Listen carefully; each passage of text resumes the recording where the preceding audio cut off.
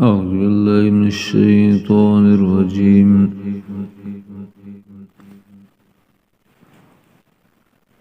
بسم الله الرحمن الرحيم.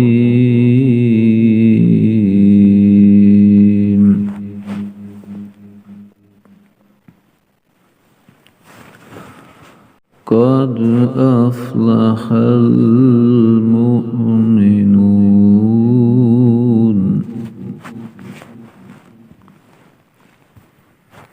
الذين هم في صلاتهم خاشعون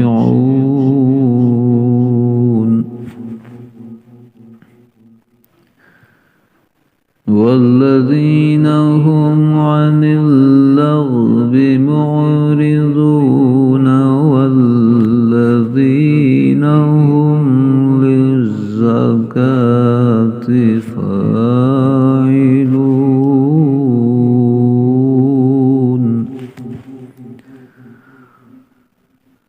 والذين هم لفروجهم حافظون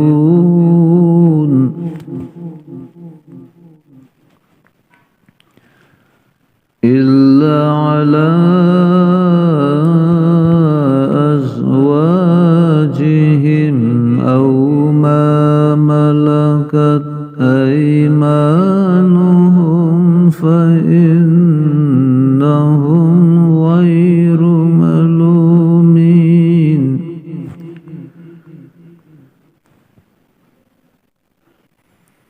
فمن ابتغى وراء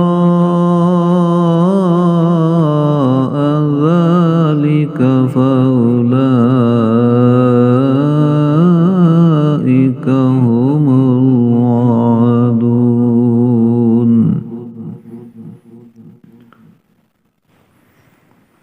والذين هم لأماناتهم وعهدهم راعون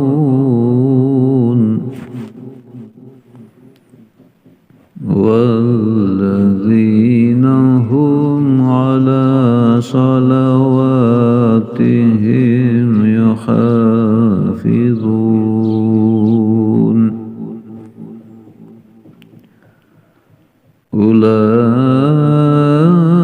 أولئك هم الوارثون الذين يرثون الفردوس هم فيها خالدون.